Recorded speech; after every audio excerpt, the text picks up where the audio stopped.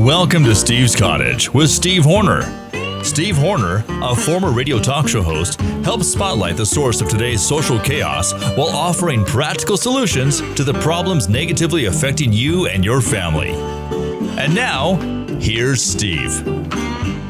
Hello, ladies and gentlemen. Your host, Steve Horner, coming at you. Boy, oh boy, if the cottage is rocking, you just don't bother knocking. Just barge on in because you're the kind of guy that I'm welcoming in for today's program. You're going to like it. The title of this show is called Time for Pushback, huh? Time to raise the black flag, you think? You know, with the social chaos?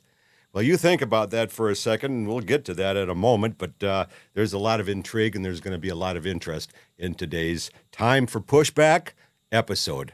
Well, and this is episode number 53, and folks, if you're not getting the video, if you're only getting the audio, okay, well, that's fine. That may be that you went to some of these other audio-only platforms, which you're really totally welcome, and if you went to YouTube, you can see that the commie cunt snowflakes at YouTube took me off saying that I'm a hater, but I'm not a hater. I just question their opinions, and so that's how people in power these days to take you off the scene. How they eliminate you. They just take you off. People with power just eliminate you if you don't have, if you're not on board with their commie cunt snowflake opinions. And of course, that's what they're doing to Donald Trump. This is age-old tyranny. It's people in power taking down the people that they don't agree with, that don't coalesce with their own self-serving liberal policies. And so that's why I'm not on, the video is not on YouTube. But boy, oh boy, if you want to catch the video, you just go to Rumble or Facebook and a number of others. But my main man here, Sean, is showing me all these different platforms that Steve's Cottage is airing on, and it's stirring up quite a bit of dust. And that's a good deal. You stir up the controversy and get the conversation going. But how do you like my... See, now, if you had the video, you'd be able to see that I've got my BD baseball cap on, which actually stands for Beaver Dam. It's a funky town just about 30 miles across the border here into Arizona. And I'm in St. George, Utah, and so you just do a nick of the corner there in Arizona before you get to Nevada. And it's just on the other side of a beautiful place where I go down and pick up litter. And it's called Beaver Dam. It's I go down there to have a fun little couple of beers and maybe a round of pool. Teach those honkies how to shoot the game. And it's the Beaver Dam Bar. And a fellow who's the coach of the Beaver Dam Diamondbacks, gave me this hat a couple of years ago. Now, a lot of people will say, well, what's the BD stand for? And I said, well, it's a big dick. And, of course, they laugh. I said, no, it's my Richard Nixon hat. Richard Nixon, to me, President Nixon, was a big dick. And even though I tend to go, of course, if I'm a Donald Trump lover, I mean, I'm not left of center, I'm right of center, and I'm a practical guy. But I think Big Dick betrayed the American public by stealing goods from the Democratic headquarters and then lying about it, and which led to his threat of impeachment. Well, his threat of impeachment and then his resignation. And I think that, and then Gerald Ford, who was the vice president, pardoned him a few years shortly later, you see, so left him completely off the hook for this criminal act. And I believe that in contemporary history, that's what led to this political tit-for-tat environment that we find ourselves so deeply entrenched. He did this, no, he did this. Let's talk about some real issues instead of whether the guy's a nimble brain or he's a tripper or he can't handle himself at age 80, or if he's who cares? There's so many diabolical issues going on. And so we're caught up in that tit for tat, and I think that was the beginning of it in contemporary political history. Of course, tit for tat's been going on since the beginning of humankind. But I think that in contemporary political history, that's what started it. And now we had, 4 years and continuing of hitting Donald Trump from the left to the right. And then now the right wants to hit, the sappy Joe Biden for every little minor infraction. And they forget about the big picture. So, I think that's where it started. And YouTube will say that, well, this guy's a hater, but I'm not a hater. I'm just preaching awareness. And if anything, I'm the agitator. It's like dirty laundry. If you don't have the detergent in there and you don't shake up the detergent on the dirty clothes, you're just gonna have dirty clothes lying limp in the washing machine. Whereas if you've got the agitator like Steve Horner here at the Cottage, well, then you get the clothes clean and ready for putting out on the line for public inspection. And that's why I'm the agitator. Say, did you have a chance to see the Super Bowl? And did your team win? Now, I'm not a gambler, so I couldn't care less about who won. But I do appreciate the terrific athleticism of these people and the largeness of the NFL, which I've talked about here on this program before. I mean, obviously, NFL is the biggest game in America that has ever seen. Biggest game in town, biggest entertainment game in town. My old second grade pal, Porky, with whom I've kept in touch all these years, we talked prior to the, let's see, when did we talk? Sometime during the early part of the game. And we agreed that we usually end up rooting against the team, okay, whose African-American athletes, players, are the most obnoxious. Like all their antics in the end zone and the sidelines and all that. And, of course, 80% of them are all African-Americans. And so now they want to be called blacks again, and who knows. And so that's usually who we rally against. You see, those that were the most obnoxious. But in this game, it was easy to judge who we're going to vote against and root against. And that was probably going to be both teams. Because once again, I think the NFL shot themselves in the foot, and they played this black national anthem, "Lift Every Voice and Sing," before the game started, and it's an age-old Negro spiritual. It's an anthem. It's a rah-rah type of program to inspire blacks to gain their rights, especially back in the 50s and 60s. With words like, let us march on till victory is won.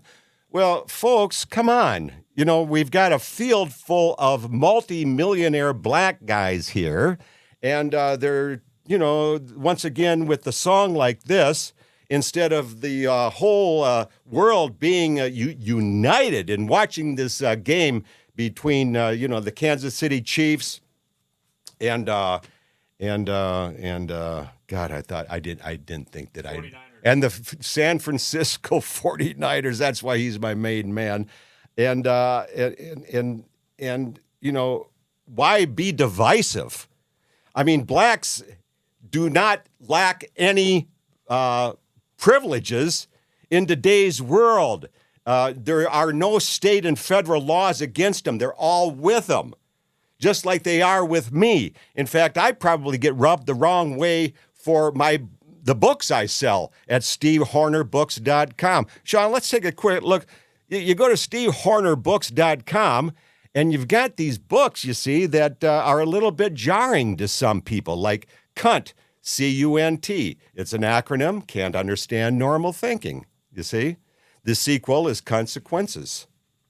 I think we're going to talk about the consequences today on today's show. It's the tragedies that result from cunts steering the policies, public and private, and in families, that make no sense, you see. So I get rubbed the wrong way just based on my, I get attacked from people just because they don't like my books, not my skin color or anything like that, or race, or the clothes I wear. But the blacks are still complaining about 50s and 60s discrimination, and I say, folks, let's find ways to unite instead of saying, yeah, these people still need favors, man. They are really oppressed and disadvantaged. And I think a lot of people are getting tired of that crapola. And, is that time for pushback? I don't know. The stadiums are still full. And, if there was going to be a team that I was going to root for, I suppose it'd be Kansas City. Because being from Minneapolis in the Midwest, we have our, territorial rivalries, football, baseball. They were a city about the same size as Minneapolis, based on the same roots, mostly agriculture. And, the crime back in the 50s and 60s, maybe one person killed a year, two people killed a year. But now, both cities, 450 miles apart, Kansas City being due south of Minneapolis, both cities have over 100 homicides every year, you see? And so that's the dysfunctional attitude going on in much of America. So after they played this national anthem, Porky and I didn't have any enthusiasm for either team. After we witnessed the black national anthem being sung.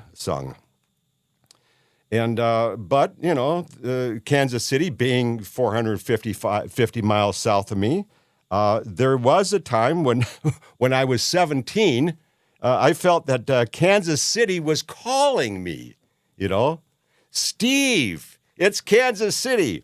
Steve, hop into your 56 two-door Ford Coupe, baby, and hit the road. And that's what I did. I hit the road digging Wilbert Harrison on the radio, singing Kansas City. Yeah, baby. And these days, however, that song has a different sound to it. Going to Kansas City. Kansas City, here I come. Going to Kansas City.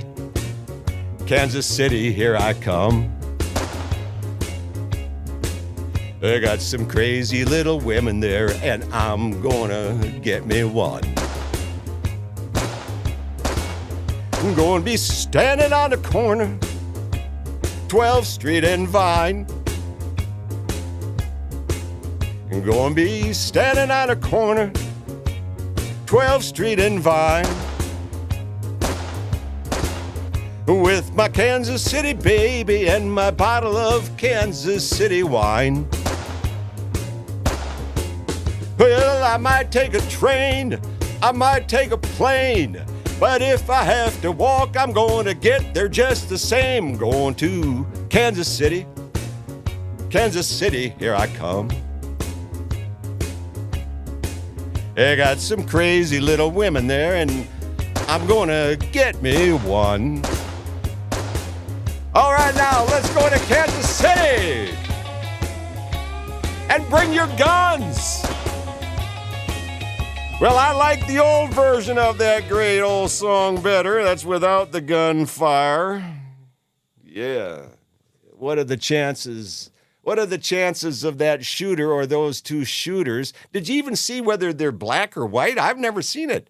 I don't know if they're showing it. I don't know if they're showing it, but my hunch is, and my money is on the idea that they were raised and are raised and or whatever by a single parent female. Huh? That's my money bet, and they don't talk about that.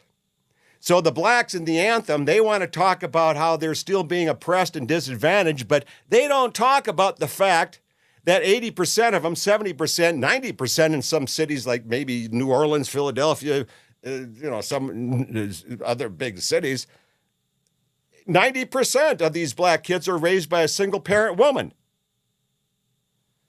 And on this show, CUNT, can't understand normal thinking. And I'm not the first one to profess this. You just go to 1 Timothy, and I'm not a big Bible thumper either, folks, but you go to 1 Timothy chapter 2, 1 Timothy chapter 2, verse 12, and you'll say, women have no business holding sway over men in the family and or public policy making. So I just think that we're wired differently. Women have that sentimentalism thing about, oh, you poor thing, you deserve favors. And, men are more pragmatic. Men, come on. We can understand cause and effect. If you teach your children well, they're going to succeed. If you ignore them and beat the shit out of them and you don't help them along, they're going to be angry and resentful, and they're going to hook up with the bad people. So this Black National Anthem, that has nothing to do with government money and or federal or state laws that are all on their side these days. It has to do with something that they're not facing. They don't have mirrors in their homes. They got to get back to decent man, female, at home, hands-on parenting. Well, so anyhow, that's the deal. And, whose fault really is this? I say, is it time for pushback? Is it time to raise the black flag? Well, is that realistic? Is that going to happen? I don't think so. Do you have a mirror in your home? Huh? Do you have a mirror in your home? Maybe you're the one that's a little bit too apathetic and ignorant about allowing these monsters, this poison, to come into our homes, the cunt-styled policies that make no sense. Maybe it's your fault. Are you sitting by and allowing the cunts to run the $3 trillion a year social services industry that give favors to people based on their race, based on the color of their skin, their gender, their nationality? White guys like me don't get those favors. We're ostracized. Trump doesn't get the favors. He's ostracized. But you see, it's revenge time in America now, folks. You see? And revenge causes anger and resentment and playback and that's why you get the shootings all over America now. Even on a big rally, on a big party going on in Kansas City to celebrate your team's win, you got people shooting and killing each other. But where have you been when we have allowed this kind of poison into our families? Have you been involved with your school boards? Have you been involved with your city councils? Have you been involved with your county and state governments? You see? The cunts are in control, and through their sentimentalism and ignorance, they invite trouble by encouraging handouts to recipients, just like moths that are attracted to a light on a hot summer's eve. They're attracted to those rewards and the handouts instead of being attracted to the notion of hard work, giving you that feeling of can-do and a strong self-esteem and solid families. But no, they want to promote a system based on their sentimentalism. That's why the cunts in control are no good. You got to get involved, men. Get some mirrors in your home. See where the real problem lies. It might be your apathy and ignorance which is steering it. Excuse me. You see, it's a system based on favors and accommodating bad behavior. It's not a system based on good behavior and accomplishments. It's a dysfunctional system of consequences. Remember earlier I was talking about the sequel to cunt? C period, U period, N period, T period. Women have their periods, but we men were supposed to have our exclamation points. But those are dwindling. Well, the sequel to cunt is consequences. Kind of a play on words. Isn't that fun? You'll see that there's a lot of consequences going on in America right now at stevehornerbooks.com. And you'll see that it's through your apathy and ignorance which is allowing it to happen because you're not getting involved. And at this point in the game, you would think that it's pushback time. We've seen so much killing, so much dysfunction, so much debt, so much hate, so much anger, so much resentment between the races and the genders that you'd think it'd be pushback time, wouldn't you? You think that there would be NFL pushback. I'm so tired of seeing all the national anthems and the kneeling at the national anthem and the disrespect to the flag. I think I'll boycott. Well, that happened for about half a season. That pushback, that happened about half a season. But then the guy found nothing to do on a Sunday afternoon. He needed to sit back, have a beer, and watch his football game. The convenience got to him, you see. He wanted to raise the black flag as a pushback, but he didn't have the guts and the wherewithal to do it. And at this point, you'd think that with all the shooting, all the cunts in control, we'd connect the dots and see, look it, we've got the women running the ship, and it's been parked up against the rocks here now for decades. Where is the pushback, men? Where is the black flag? When is it time to say enough is enough? It's not guns, it's bad, shitty behavior. And it's the dick shit cunts that are professing this and the pussy whip guys who are sitting back going, well, I really should do a little pushback. I really should raise the black flag, But, I want comfort and convenience at home, I want to get laid now and then, you see. And if I do, well, she's going to get pissed and then she ain't going to talk to me. And then, and I don't even want her to know that I vote for Trump. So I just don't go down and vote because then she's going to say, you voted for Trump, didn't you? Well, guess who's going to be cold fish around here, sweetheart? You see? You surrender. You compromise your principles for the sake of a little pussy at home. You see, for the sake of convenience and a little sex. You are the whore. You are the coward. You need to raise that black flag and get involved with some of these school boards and call these people on the phone and say, why in the hell are you chewing up Donald Trump so much just because you can? I called Judge Angeron in New York after they had already hit Trump with the $355 million. For what? For overvaluing his property?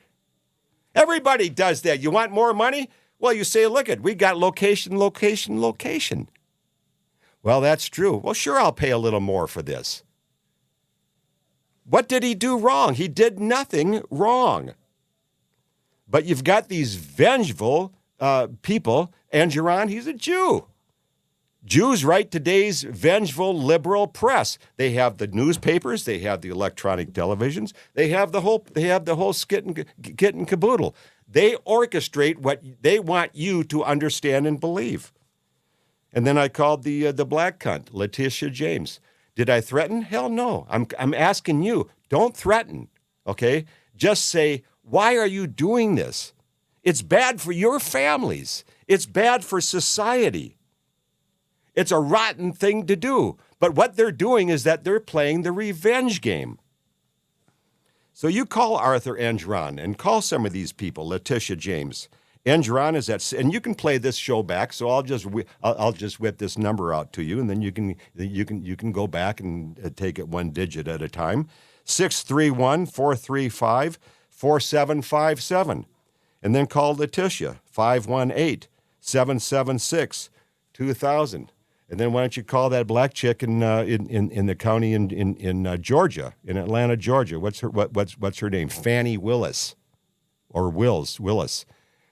Find out what her number is on Google. Okay, she's the attorney general there. You can find her. I've talked to her voicemail and say, this is why your families are screwed up. You're on a revenge kick. You're not on a patriotic kick. You are on, and you're not on a judicial love-fearing, God-fearing, God-loving program. You're on a revenge kick. And that's what's screwing up the country. And when you get on your trail to head to the top of the mountain to make your big success call, get off that well-beaten trail and get onto the less traveled trail to make your way to the top. You'll feel better about yourself, better rewards, and better scenery. And I promise you that. And so until you come back to see me again here at the cottage, you take real good care of yourself. Thanks for joining us. Visit Steve's Cottage again with Steve Horner.